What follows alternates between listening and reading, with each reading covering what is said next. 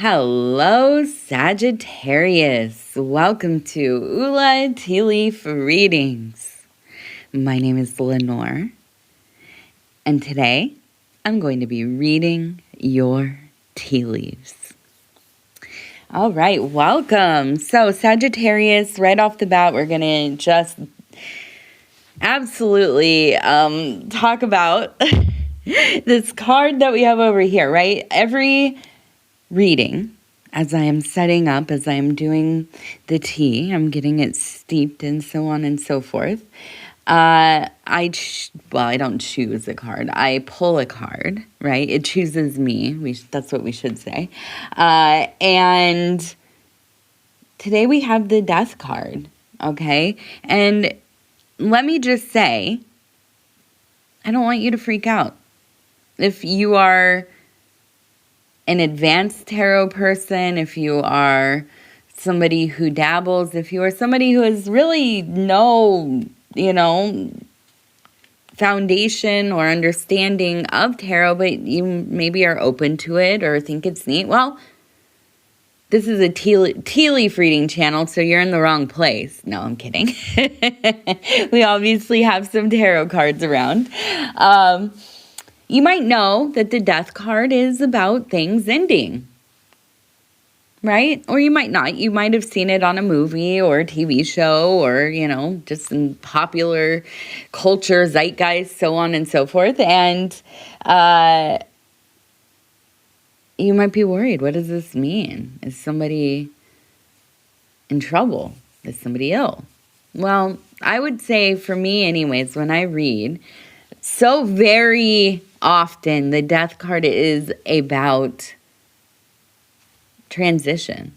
I mean, it really is about things changing, as they always are, right?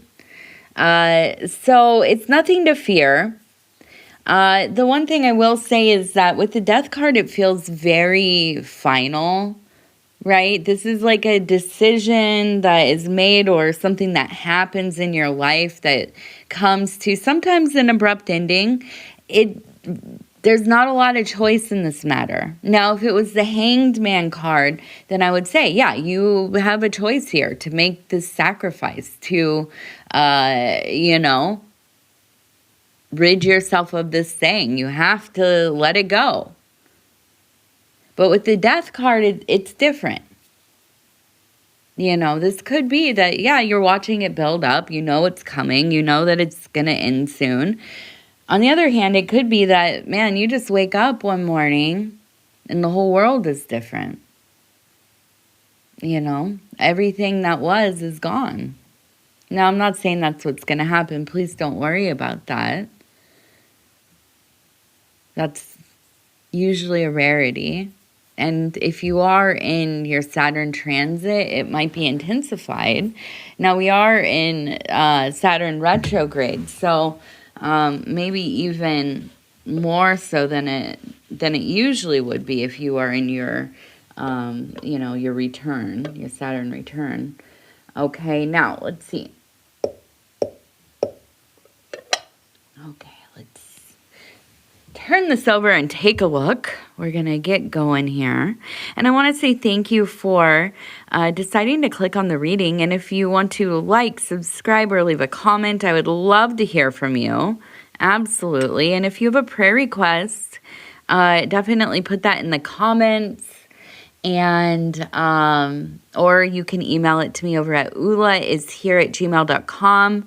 If you don't like to put your business out there, that's fine. I hear ya. I'm the same way, although I do talk about mostly everything here. But I also wanted to shout out, I'm doing subliminals. If you haven't seen the niche, you can look it up on, one of the browser machines or even just looking it up here at YouTube. So it's kind of, I'm taking it from the approach of something similar to like some kind of spell work. Okay, it is to bring in energies. So far I have one for resources, money, and the other one is about deep connection, not just love or eros or some kind of amorous attachment, but I'm saying this is a deep, a deep and deepening connection.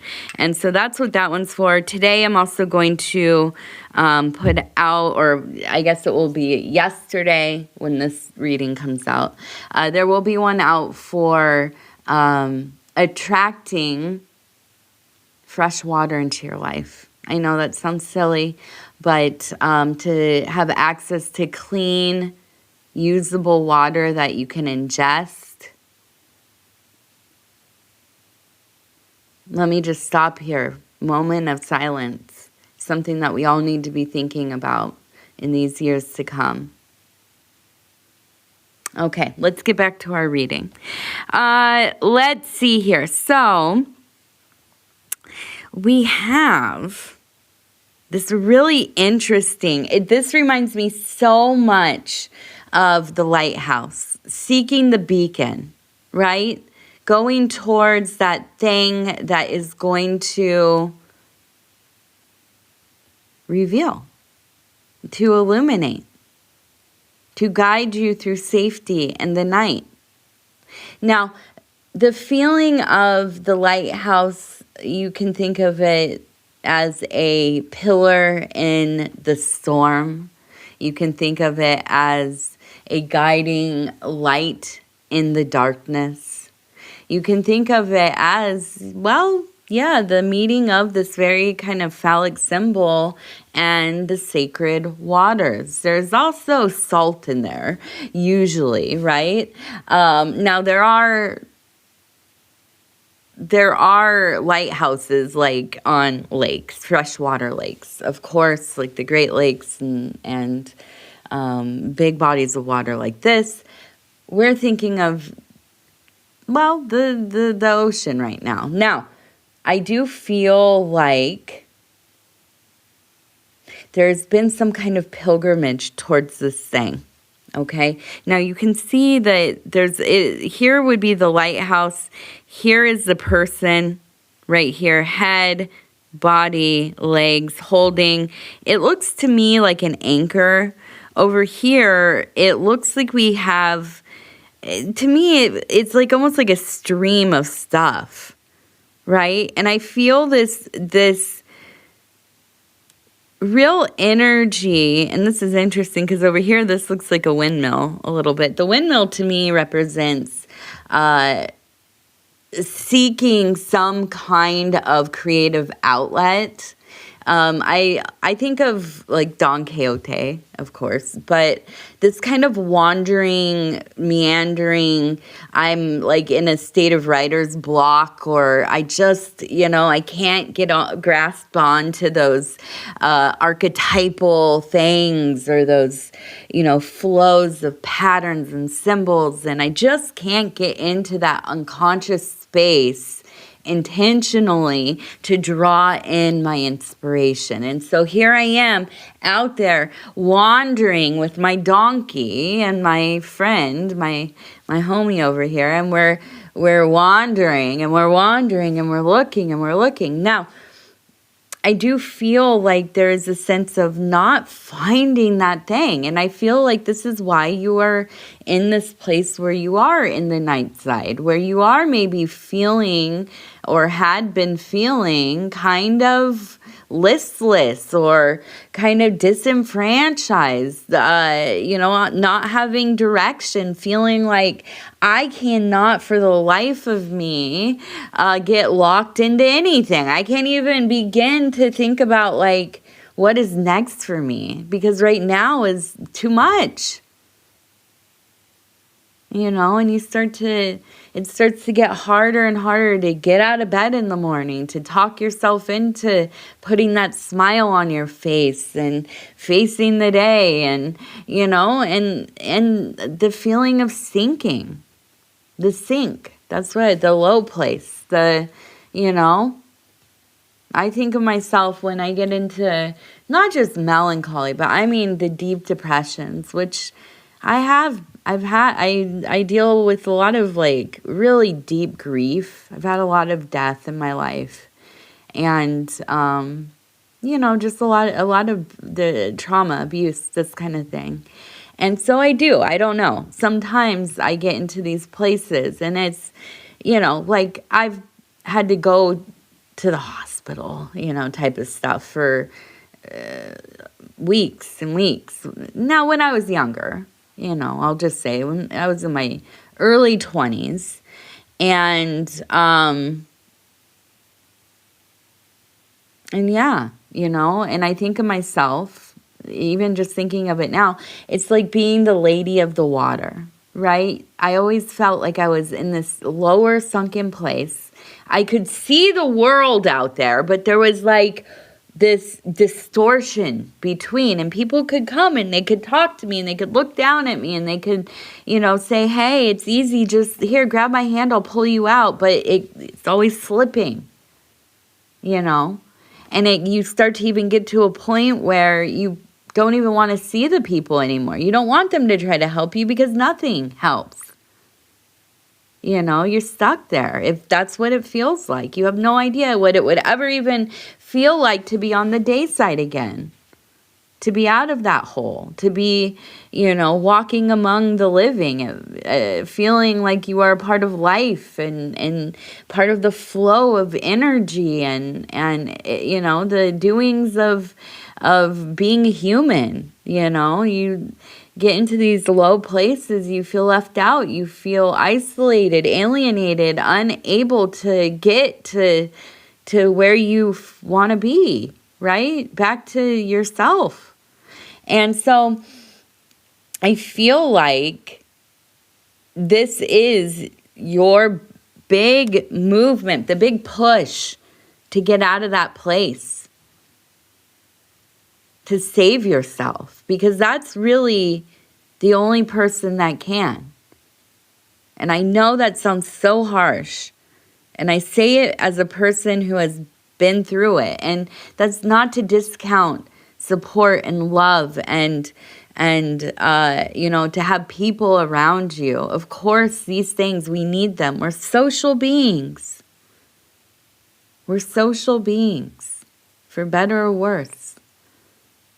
But we also have to know. You have to know. You have to know. And maybe I'm a tough mom in a way. But I tell my daughter every day, she's 5 years old, I tell her every day, baby, you got to save yourself. You need to learn how to save yourself, because you're the only person that you can trust. And when you lose trust in yourself, my God, it is hard to get it back. So don't do it. Don't do it. Be honest with yourself. Be real with yourself. Show up for yourself. And if it feels like too much, sometimes we got to pretend that it's somebody else. We have to activate those archetypes, that mother archetype, that father archetype, that protector, that warrior, that healer, that grandmother, that whatever it is that you need to be for yourself. I don't care if you have to put the clothes on some, what is that dude's name? The Bates dude, from the movie, dresses up like his mom, real Freudian, real Freudian terror. Even if you have to put, minus all the other stuff, it was out of context here. Let's pull just the part where if you have to, do it. I don't care what it looks like. I don't care what people think. When you're saving somebody, when you're saving yourself, you're going to do what you have to do, period.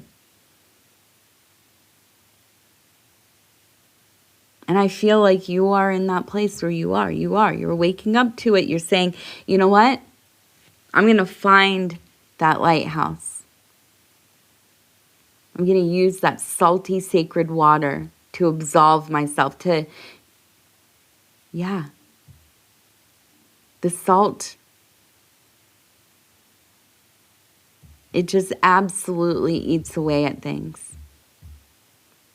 To begin the dissolution. all of that old stuff. Putting down those heavy, heavy bags that you carry with you. All those things that happened. All those things that you blame yourself. You blame your family, the people around you, the world. Letting go of some of that stuff, the guilt, the shame, the disbelief, the not trusting yourself. And I do feel, also we have, let me just say so I don't forget, we have the number, it looks like 453. 453.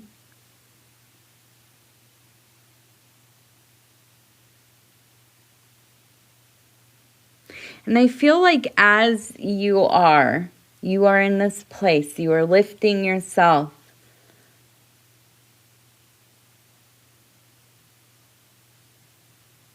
There's a younger feminine person, maybe your daughter, sister, somebody in your life, a good friend. And I think that there's been a strain within the relationship. Here's the younger person and the hair blowing. So that tells me that there's a storm. Now here is you, and arm is raised, hand out. Kind of, hey, trying to get their attention. Also looks like the storm is blowing the clothing this way. So we also have right here a person with a heart in their hand and another person still walking this way. So I do feel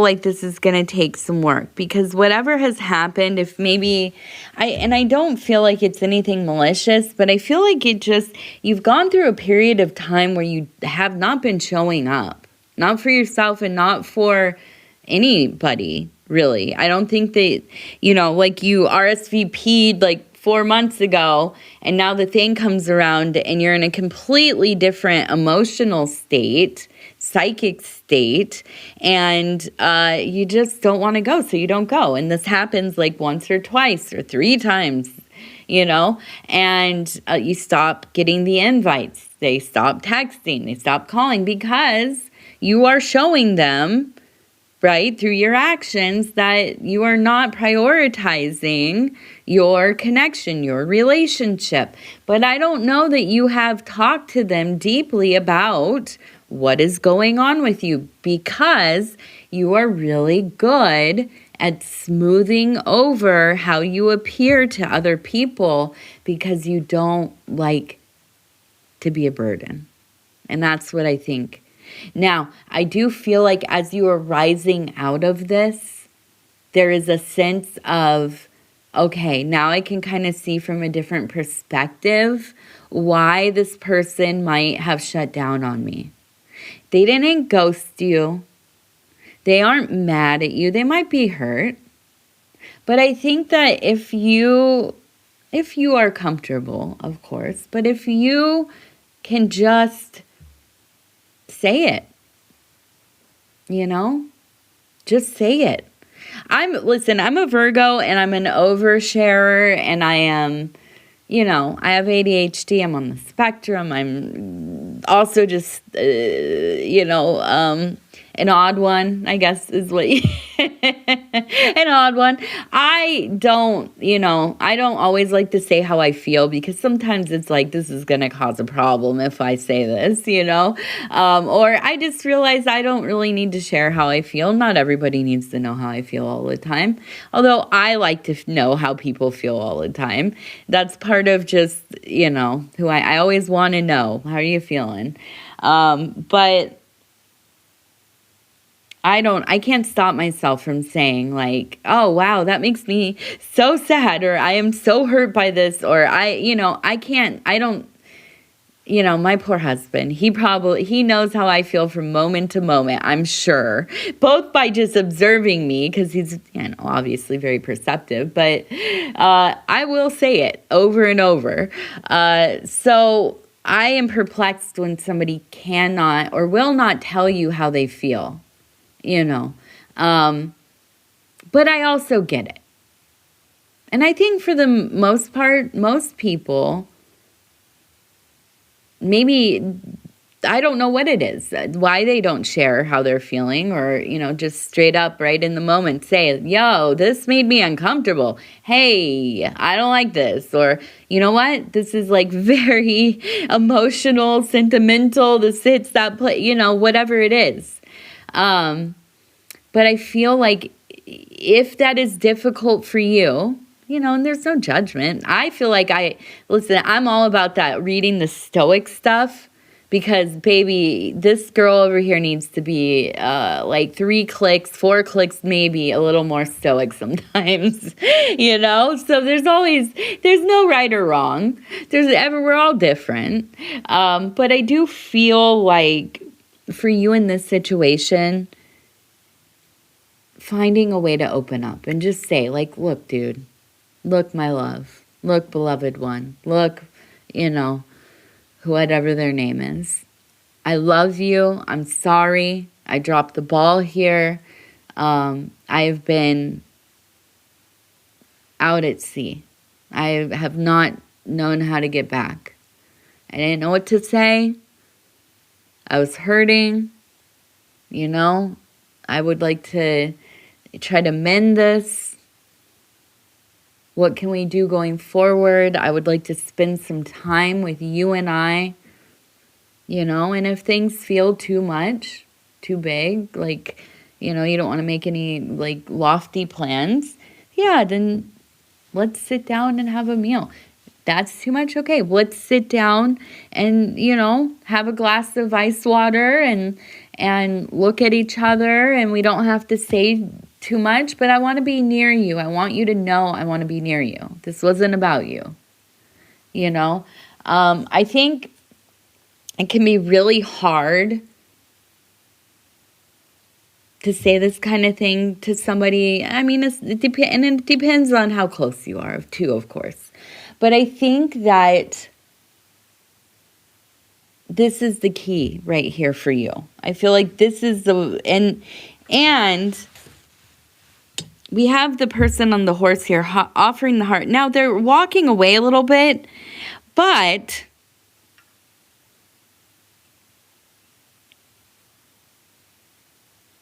where did you go? Okay, yes, there we go. But now we also have, look at these, it looks like lightning bolts. There seems to be a swiftness, right, in the turn, and I see you both coming back together, okay, walking towards each other. And I can see this ending up being something that really, really, like, unifies you. I think the vulnerability, I don't know what sign of a person that you're dealing with, but I feel like probably you are dealing with either an earth sign, possibly a water sign, possibly, maybe earth with like a heavy like water sign placement, their lunar sign or something. But I feel like you showing yourself to them in this way, it's like it's like they get to see you, like really see you. And I feel like that bond, is intensified. Okay, let's see. Now, we have the spiral.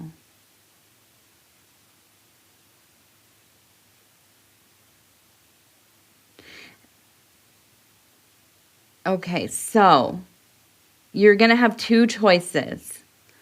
And here's the deal. There's number 6, big. Number 6 and the spiral. These things are significant for you. Okay. We also have the TNT. So, we have a visiting angel or something. It's not your guardian angel, but it is something that is divine and looking out for you. Okay. Showing up. You have two choices. One is going to be a distraction. We have the mermaid, a siren, right? Something that will distract you and destroy you. Straight up, that's what it is. Keep that in mind. Now, the other way, not easy, but we have the dolphin up here, okay? So, very much developing in the psychic sphere. Now, I feel like this is probably something that's going to have to be like maybe a bit of an ordeal, okay? But I feel like, and this really stands out to me, it's almost kind of like, almost like chanting, like it's a mantra or something. That this series of difficulties, and they're not huge ones, but you are going to really listen to yourself. You are going to trust yourself. This is the big message of this reading, I feel like, is you are coming into a place of relearning how to trust yourself. To listen to yourself, to hear yourself. And not to immediately start arguing against your intuition. That's it, right there. That's the thing. Okay. Let's do our 3 lucky numbers, and I got to get going. Number 79. 79. My daughter has camp today. It's actually super early in the morning, and I got to work out and get her to camp. Number 76. 79, 76. Can we get a number 70-something? No, 93s. Oh, 93s, everybody. Agape is in the air. Divine love. That energetic thing. Life-bringing. Oh, and right on the Lion's Gate. Oh, my goodness. Yes, manifesting. If you have any spells or intentions or things to manifest in your life right now is it, baby. Do it now. It's the Lion's Gate Peak on August 8th, 8/8. And then the next day is, full moon, babes. Full moon. So manifest it and bring it on home. You know what I'm saying? Lock it in. Powerful time. Very sensual. Very fiery. Very fiery. That creative flow. It's giving me goosebumps as I think about it. All right. Sagittarius, I love you. We're going to skip the oracle. I got to get moving. I want to give you a sacred word. Let's use one. Let's use one sacred word for the day, whatever this is going to be. Ooh, restlessness. I feel it. Look at that Mercury on the move. All right.